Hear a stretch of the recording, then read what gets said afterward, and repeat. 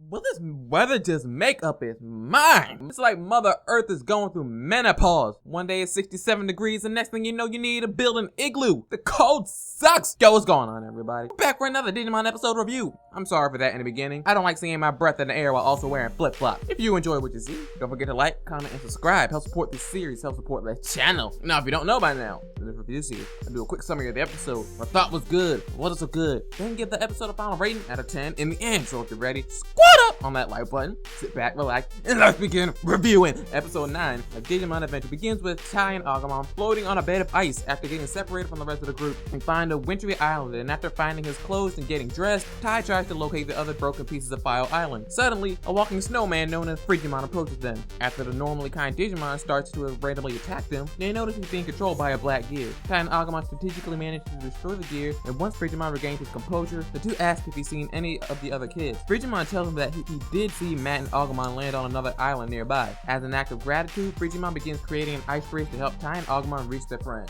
On the other island, Matt is seen frantically looking for his brother without any regard for the cold storm or himself. Gabumon knows that his partner would get sick and convinces Matt to warm up in a nearby cave while the loyal Digimon searches for TK. A little later, while he's still searching, Gabumon finds Matt collapsed in the snow. To help him warm up faster, Gabumon gives him his fur coat.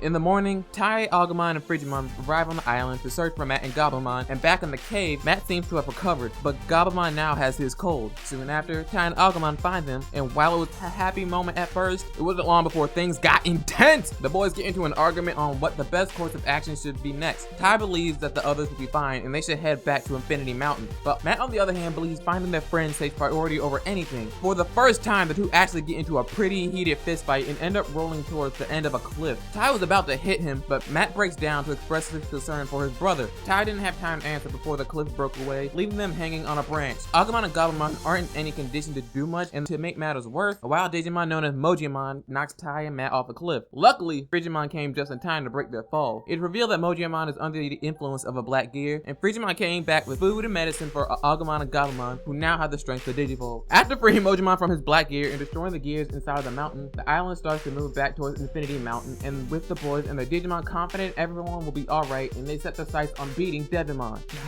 What I like.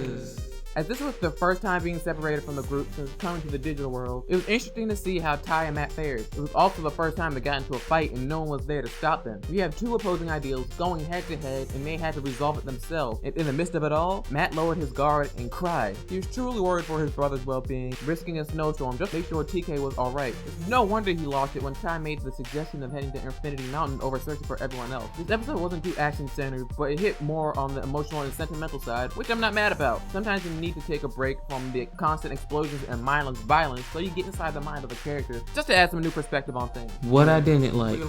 That being said, this episode was a lot slower than some of the previous ones. Now that almost every partner can now digivolve and the main villain has been established, I guess the writers needed to slow things down in order to build back up to the climax. Also, the fight with Mojimon felt a little it was like it happened just to happen. Like there was no reason behind it. It did expose the black gears on the side of the mountain, which in turn reversed the direction of the island, but I kind of wish it would have been executed a little better. It's right in time! Overall, I would give this episode a 7 out of 10. As I just mentioned, this episode had a slower pace than those previously shown, and the fight felt too extra. However, as this was an episode based on trust and perspective, it makes sense. As viewers, we are meant to understand the minds of the characters we watch in order to put all the pieces together. If they're just fighting monsters all the time, where's the growth in that? What do we learn? I don't know about you, but I like seeing a character's personality really show itself in the show. That way, I get to understand why they do the things they do. But some people don't think the universe be like it is, but it do. So tune in this Saturday for a review on episode 10 to get inside some more head. Thank you all for tuning in to this episode of our Digimon Episode Reviews. Leave your thoughts down below in the comments down below. I love interacting with y'all down there and seeing what you have to say. And please